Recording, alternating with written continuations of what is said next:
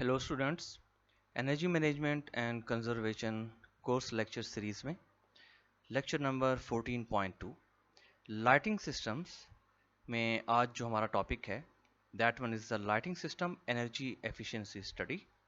इससे पहले जो लेक्चर 14.1 था उसमें हमने लाइटिंग सिस्टम्स के हवाले से पढ़ लिया था कि कितने टाइप्स के लाइटिंग सिस्टम्स जो हैं वो अवेलेबल होते हैं। तो आज for energy management and conservation course के हवाले से एनर्जी एफिशिएंसी की स्टडी जो है उसको डिस्कस करेंगे और पढ़ते हैं। तो methodology of lighting system energy efficiency study क्या है? It is a step by step approach for assessing energy efficiency of lighting system. ठीक है, जो कि गिवन है और इसको हम स्टेप बाय स्टेप देखेंगे कि किस तरीके से इंडस्ट्री में इसको इम्प्लीमेंट किया जा सकता है, इस मेथडोलॉजी को, जो कि लाइटिंग सिस्टम की एफिशिएंसी को स्टडी करेगा। तो step one is that inventorize the lighting system elements and transformers in the facility as per following typical format। तो जो भी लाइटिंग सिस्टम के एलिमेंट्स हैं या जो भी लाइटिंग सिस्टम्स के इक्विपमेंट्स हैं, जितना भी इसकी क्वांटिटी है और उसके अलावा उनकी जो ट्रांसफार्मर्स उसको चलाने के लिए इस्तेमाल हो रहे हैं, उनको इन्वेंटराइज कर लिया जाए, उनको नोट डाउन कर लिया जाए, उनकी प्रोफाइल जो है उसको बना लिया जाए। तो अगर हम टेबल्स को देखें, पहले इस टेबल की बात करते हैं।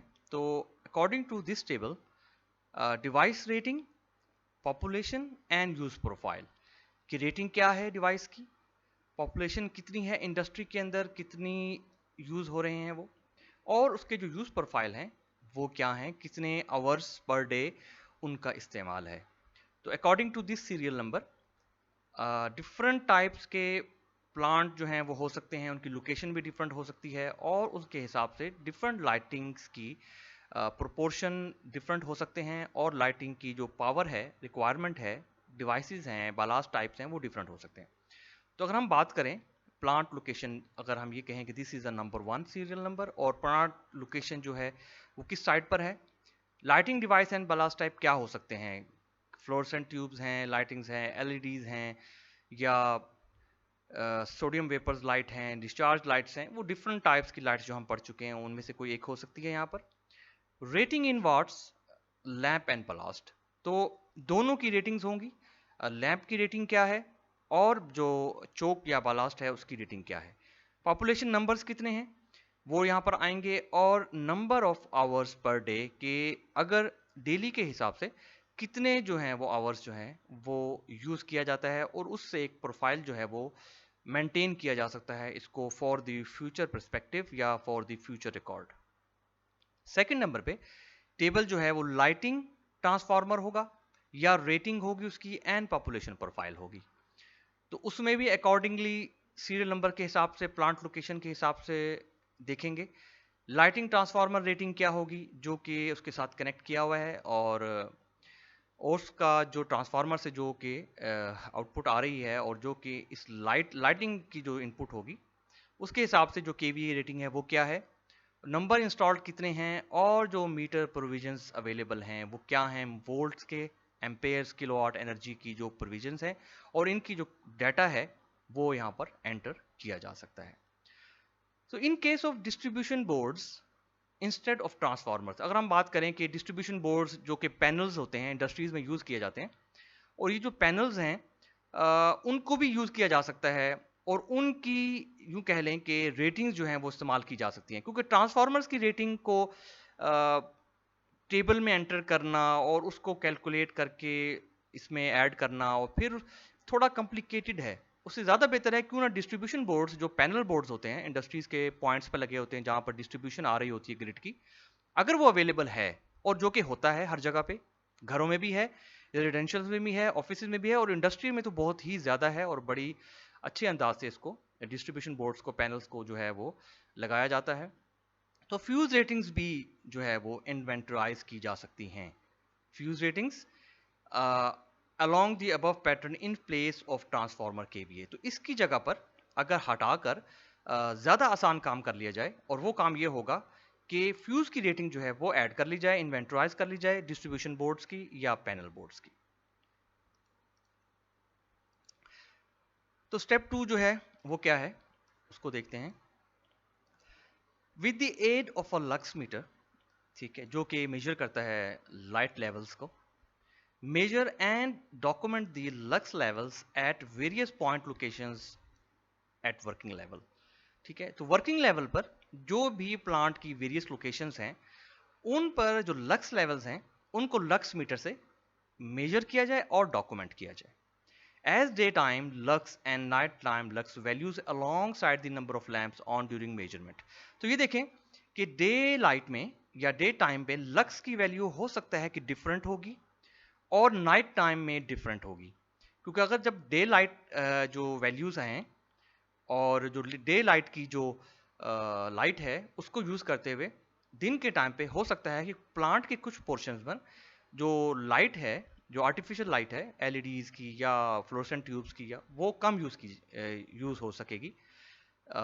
तो उसका ये होगा कि नंबर ऑफ लैंप्स ऑन जो हैं वो भी देखे जाएंगे और जो ड्यूरिंग मेजरमेंट्स होंगी उनके हिसाब से डे टाइम और नाइट टाइम का लक्स वैल्यूज डिफरेंट हो सकती हैं। स्टेप 3 क्या है कि with the aid of portable load analyser, जो लोड एनालाइजर है उससे measure and document the voltage, current, power factor and power consumption at various input points। तो various input points पर power की consumption, power factor, current, voltage को document किया जाए, measure किया जाए load analyzer से।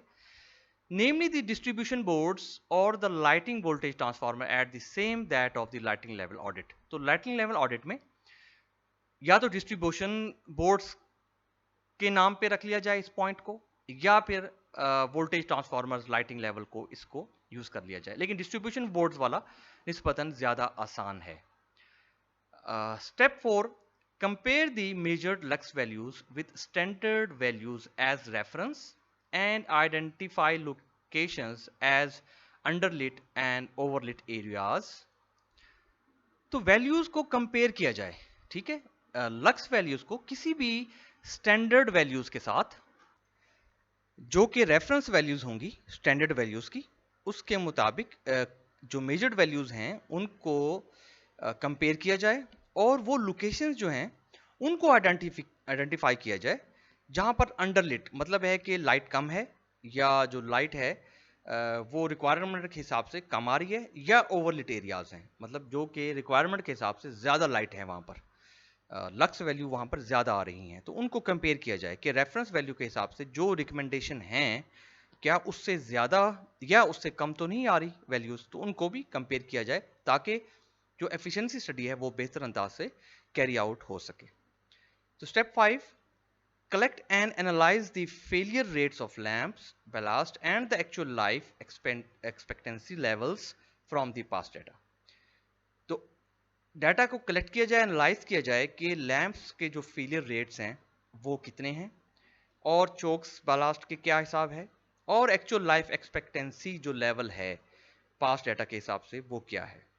क्योंकि जो अच्छी कंपनीज के जो एलईडीज हैं या लाइट्स हैं जस्ट लाइक फिलिप्स है, तो उनकी जो एक्चुअल लाइफ है वो नियरली बेहतर होती है निस्बतन इसके कि जो लो लेवल कंपनीज हैं या जो लो क्वालिटी या लो ग्रेड की जो लाइट्स हैं वो प्रोड्यूस करती हैं। तो इसलिए उनका डाटा भी एनालाइज किया जाएगा कि according to the cost of that lamps ballast और जो उनकी लाइफ जो है उसके हिसाब से जो पास डाटा में अगर सेम इक्विपमेंट्स या सेम लाइट्स यूज की गई हैं तो उनको कंपेयर किया जा सकता है और उससे बेहतरी जो है उसकी गुंजाइश पैदा की जा सकती है। स्टेप 6 क्या है वो देखते हैं। Based on careful assessment and evaluation bring out improvement options, जो कि इंक्लूड हो सकती हैं।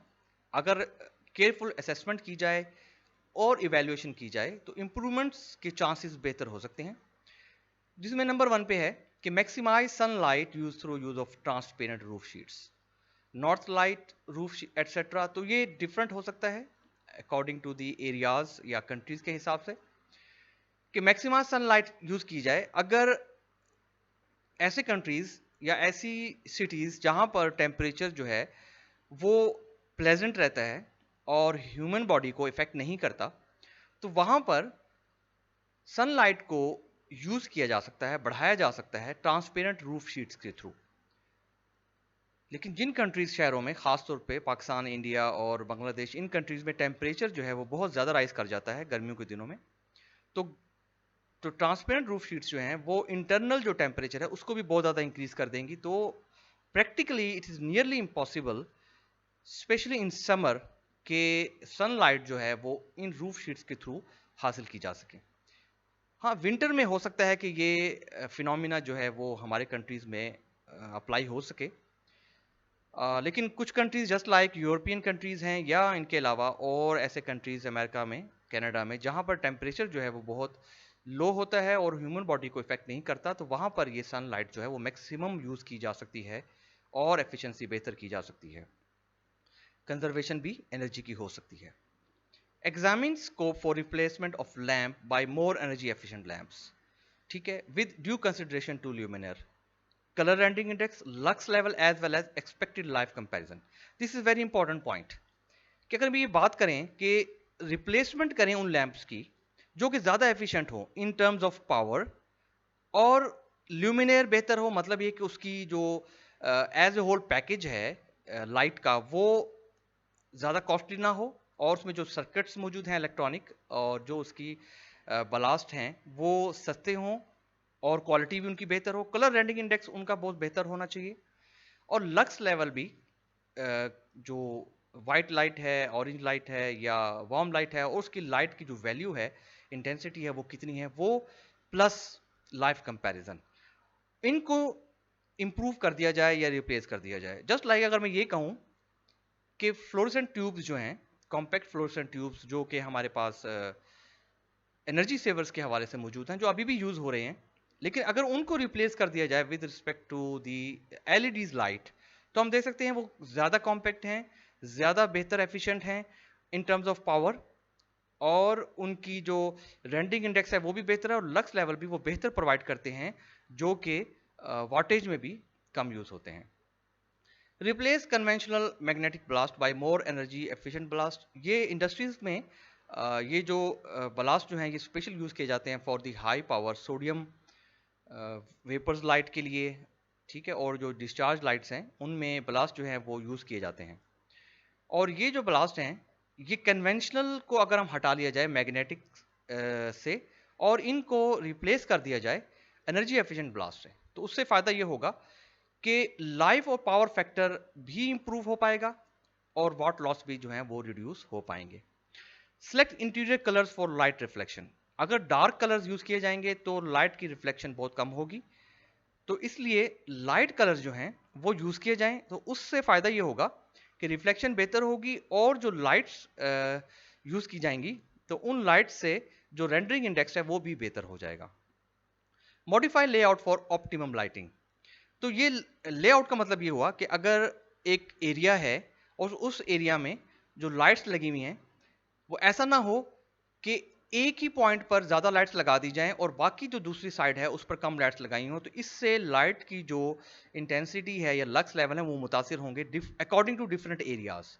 तो ऑप्टिमम लाइटिंग ये होनी चाहिए कि जितनी भी स्पेस है उस पर तमाम जगहों पर इक्वल लाइट हो, ऑप्टिमाइज्ड हो, और सब जगह पर एक जैसी लाइट जो है वो आ रही हो। ये ऐसा ना हो कि एक जगह पर कम हो और दूसरी जगह पर ज़्यादा हो। अकॉर्डिंग टू रिक्वायरमेंट भी की जा सकती है, अगर ऐसी रिक्वायरमेंट है तो उसको किया जा सकता है कम ज़्यादा के हिसाब से, लेकिन लेआउट को ऑप्टिमाइज किया जाए। जस्ट लाइक आजकल घरों में हम देखते हैं कि जो फॉल सीलिंग होती है तो उसके अंदर ऑप्टिमाइजेशन की जाती है लाइटिंग की according to the roof and according to the surface area, जो कि डाउन में जो लोग बैठते हैं उसके हिसाब से ऑप्टिमाइज की जाती है कि किस किस पॉइंट्स पर कितने वॉटेज का बल्ब लगाया जाए या एलईडी लाइट्स लगाई जाए, ताकि जो रिक्वायरमेंट है उसको पूरा किया जा सके। उसके बाद क्या हो सकता है? Providing individual group controls for lighting for energy efficiency, तो एनर्जी एफिशिएंसी को बेहतर करने के लिए इंडिविजुअल या ग्रुप कंट्रोल्स किया जा सकता है कि उसको ऑन ऑफ कैसे करना है, कंट्रोल कैसे करना है पूरे लाइटिंग सिस्टम को। तो इसमें पहला पॉइंट है कि on off type voltage regulation type, जो कि वेरी सिंपल से हैं, जिसमें लाइट्स ऑन या ऑफ करने के लिए जो स्विचेस हैं उनको यूज़ किया जा सकता है, और जो रेगुलेशन है और वो इल्यूमिनेंस कंट्रोल कर सकते हैं लाइट की इंटेंसिटी को। ग्रुप कंट्रोल स्विचेस के पूरे एरियाज के या यूनिट्स के हिसाब से जो स्विचेस लगाए जाएं और उनको कंट्रोल कर लिया जाए कि एरिया एक काफ़ी बड़ा यूनिट है, उसके अंदर डिफरेंट एरियाज हैं, डिफरेंट, और उन डिफरेंट एरियाज को डिफरेंट स्विचेस के हिसाब से कंट्रोल किया जाए। तो कंट्रोल स्विचेस हो जाएंगे, फॉर ग्रुप्स बन जाएंगे और डिफरेंट यूनिट्स के हिसाब से डिफरेंट हो जाएंगे। Occupancy sensor it is very important sensor जो कि लेटेस्ट टेक्नोलॉजी है। इसका फ़ायदा ये है कि ये डिफरेंट टाइप्स के हो सकते हैं। एक तो ये मोशन सेंसर हो सकता है। मोशन सेंसर का फ़ायदा ये है कि अगर कॉरिडोर्स जो हैं और कोई ऐसे पॉइंट्स जहां लाइट की बहुत ज़्यादा इंपॉर्टेंस नहीं है और वहां पर हर वक्त लाइट का ऑन रहना भी ज़रूरी नहीं है, वहां पर ये ऑक्यूपेंसी सेंसर लगाए जा सकते हैं। इनका फ़ायदा ये होगा कि जस्ट लाइक अगर मोशन सेंसर है तो मोशन को सेंस करेगा सेंसर और लाइट को ऑन कर देगा। और इसके अलावा सेकंड नंबर पे साउंड सेंसर भी हैं। और साउंड सेंसर का ये होगा कि जैसे ही कोई उसके नीचे से उस कॉरिडोर में चल के जा रहा होगा तो बहुत ही लाइट डेसिबल की जो साउंड है वो भी अगर प्रोड्यूस होगी तो सेंसर जो है उस लाइट को ट्रिगर करेगा और ऑन करवा देगा। इसी तरीके से जो फोटो सेल्स हैं ये भी कंट्रोल कर सकते हैं लाइट को। और इस तरीके से just like occupancy sensor this is also a sensor. Time operated control है कि कुछ शिफ्ट्स हैं, उस शिफ्ट्स के हिसाब से कि 8 घंटे की टाइमिंग में ये शिफ्ट ऑन होनी है, उसके बाद शिफ्ट बंद हो जाएगी या यूनिट बंद कर दिया जाएगा या वो प्लांट का उस पोर्शन को बंद कर दिया जाएगा। तो टाइमर ऑपरेटेड जो है कंट्रोल्स वो भी किया जा सकता है। Pager operated control that one is the old technology जिसको अब शायद यूज नहीं किया जा रहा पेजर के हवाले से। कंप्यूटराइज्ड लाइटिंग कंट्रोल प्रोग्राम्स ये हो सकता है कि कंप्यूटराइज्ड लाइटिंग कंट्रोल प्रोग्राम्स जो हैं वो बनाई जा सकते हैं जो कि through some controller micro controller एक प्रोग्राम जो है उसमें फीड कर दिया जाए और उसके हिसाब से पूरी इंडस्ट्री का जो प्लान है लेआउट है वो उसमें फीड कर दिया जाए और अकॉर्डिंगली लाइट्स जो है वो उनको कंट्रोल किया जा सकता है। अच्छा, नेक्स्ट 7 पॉइंट क्या है? Install input voltage regulator controller for energy efficiency as well as longer life expectancy for lamps where higher voltage fluctuation are expected. तो जहां पर ये प्रॉब्लम आ रहा है हायर वोल्टेजेस का और फ्लक्चुएशन जहां पर लग रहा है कि ये प्रॉब्लम आएगा ट्रांसफार्मर साइड से, तो बेहतर ये है कि इनपुट वोल्टेज रेगुलेटर्स या कंट्रोलर्स लगा दिए जाएं। इससे फायदा ये होगा कि एनर्जी एफिशिएंसी इसलिए इंप्रूव होगी क्योंकि लाइफ एक्सपेक्टेंसी बढ़ जाएगी लैंप की, क्योंकि बालास्ट खराब नहीं होंगे और बालास्ट खराब ना होने से जो लाइट के लैंप्स हैं वो भी खराब नहीं होंगे। तो हायर वोल्टेज या फ्लक्चुएशंस को कंट्रोल करने के लिए इनपुट वोल्टेज साइड पर रेगुलेटर्स या कंट्रोलर्स को इस्तेमाल किया जा सकता है। Replace energy efficiency displays like LEDs in place of lamp type displays in control panel instrumentation areas। तो जितने भी कंट्रोल पैनल्स हैं या जितने भी पैनल बॉक्सेस हैं जहां पर लाइट को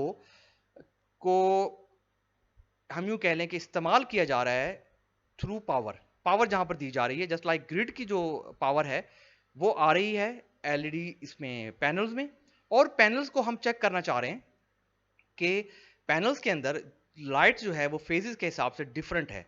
तो वहां पर जो लैंप्स हैं उनको हटाकर एलईडीज को लगा लिया जाए और उनको हम कह देते हैं कि पैनल एलईडीज। और ये पैनल एलईडीज इनका सबसे बड़ा फायदा ये है कि ये बहुत ही कम वैल्यूज में जो पावर है वो कंज्यूम करते हैं और ये डिफरेंट कलर्स की मिल जाती हैं जो कि नॉर्मली आपको शायद नजर भी आ रहे हो, होम पैनल्स में भी इस्तेमाल की जा सकती हैं और इसके अलावा ये इंडस्ट्रियल पैनल्स में भी इस्तेमाल की जा सकती हैं। अब एक केस एग्जांपल देखते हैं।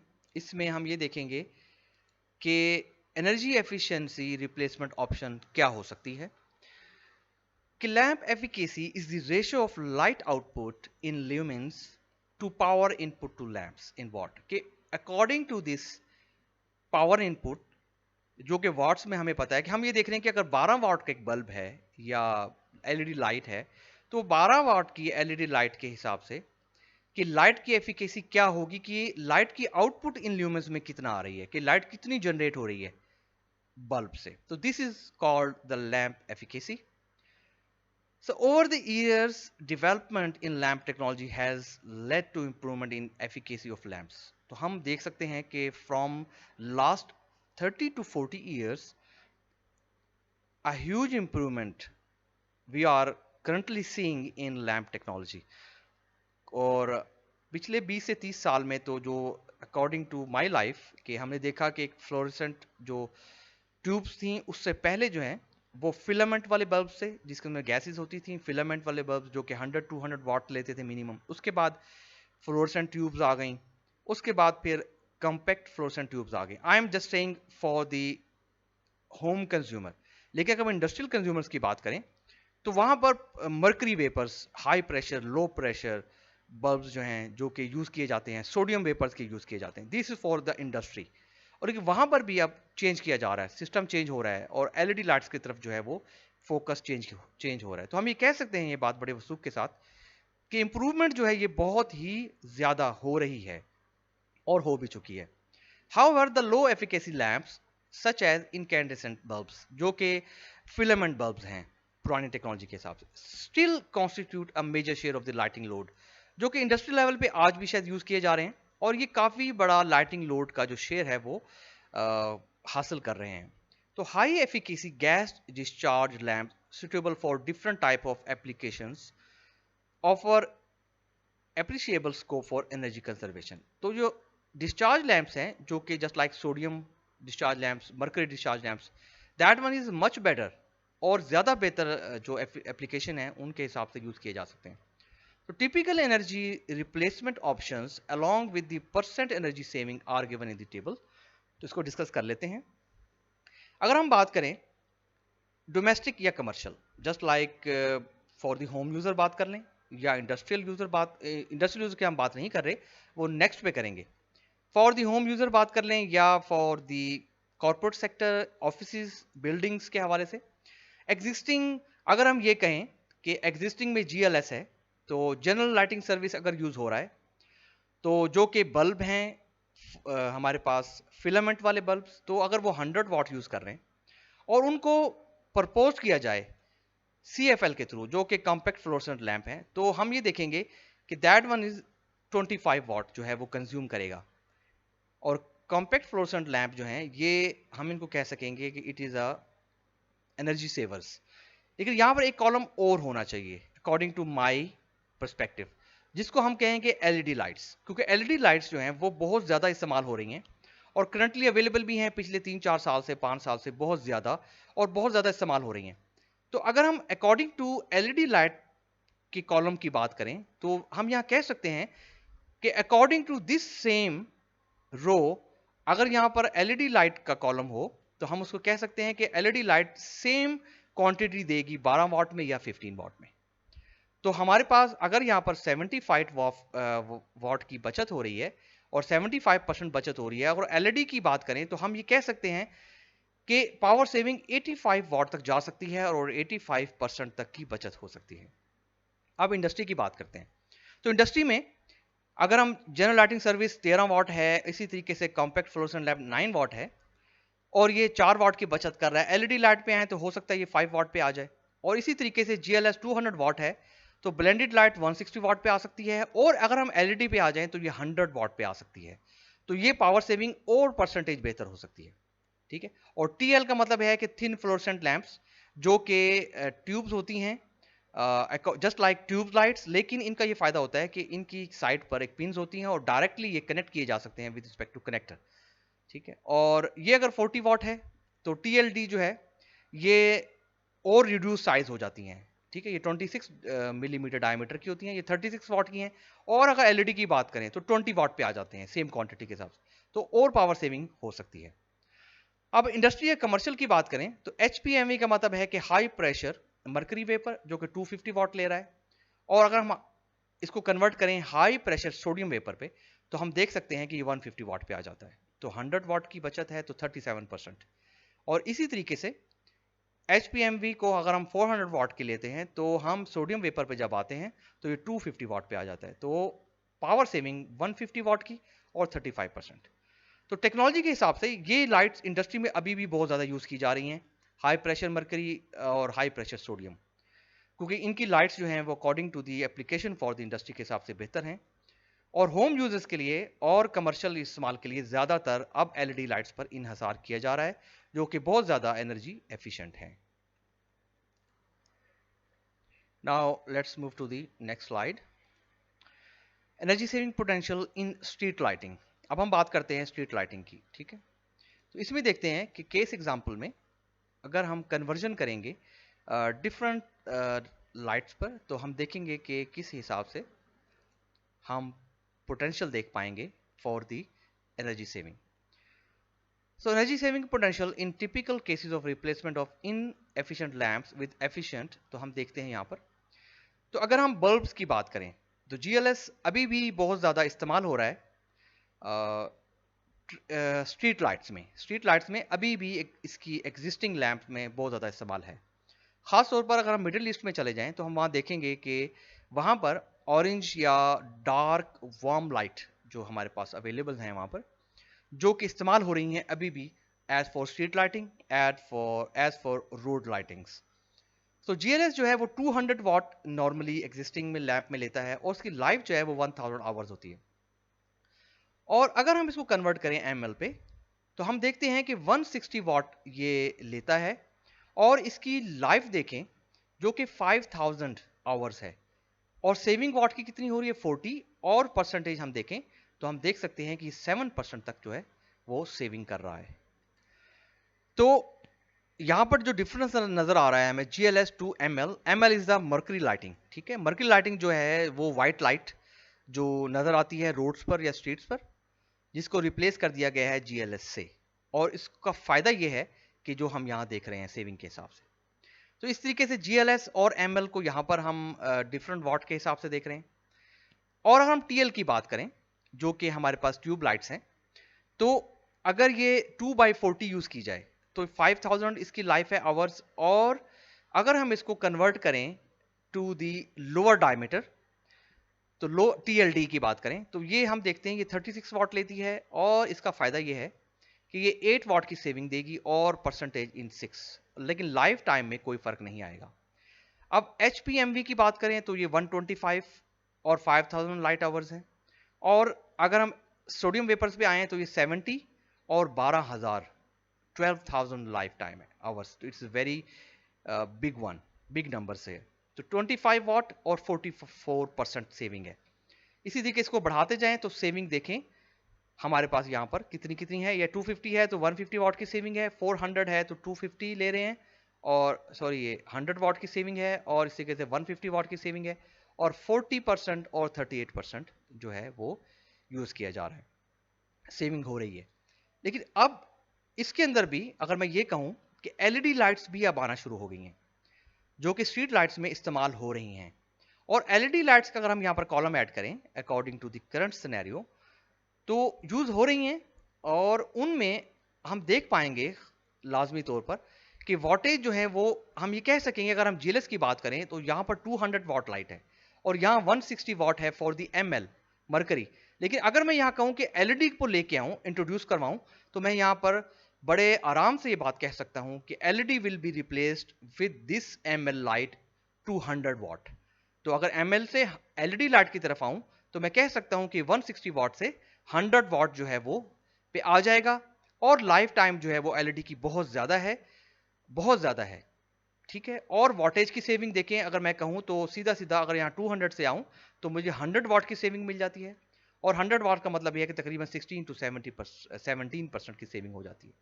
तो स्ट्रीट लाइटिंग के अंदर LED लाइट्स जो हैं वो अब इंट्रोड्यूस हो रही हैं और इस्तेमाल की जा रही हैं। और energy saving potential LED lights में एक चीज और भी ऐड हो रही है, वो ये है कि सोलर ऑपरेटेड LED लाइट्स जो हैं वो भी अब हमें नजर आती हैं डिफरेंट डेवलप्ड कंट्रीज में, या जो कि अनडेवलप्ड कंट्रीज हैं उनमें भी बहुत सारे पोर्शंस में, जस्ट लाइक इंडस्ट्रियल पोर्शंस में, जो इंडस्ट्री के अंदर जो स्ट्रीट लाइटिंग्स हैं वहां पर भी, और कुछ कॉलोनीज हैं जहां पर भी, या कुछ यूनिवर्सिटीज हैं जहां पर भी इस्तेमाल की जा रही हैं। उनका फायदा यह है कि वो चार्जिंग जो है वो with respect to the sunlight, solar and battery, और उसके बाद right in the night time उस पर सेंसर्स लगे होते हैं जो मोशन सेंसर होते हैं। और जैसे ही वहां से कोई गाड़ी या कोई पर्सन गुजरता है तो ऑटोमेटिकली डिटेक्शन होती है और वो लाइट ऑन हो जाती है। और वो LEDs लाइट हैं जो कि 30, 40, 50 वाट्स की नॉर्मली यूजेज हैं। तो इसलिए replaceable to from existing GLS ML से भी बल्कि चेंज होकर अब LED लाइटिंग की तरफ काफी ज्यादा स्कोप आ रहा है। और एच पी एम वी और H P S V lighting जो है, इनकी अपनी इंपॉर्टेंस है और इनकी जो लाइटिंग की इंटेंसिटी है, लक्स लेवल है, वो बहुत ज़्यादा होता है।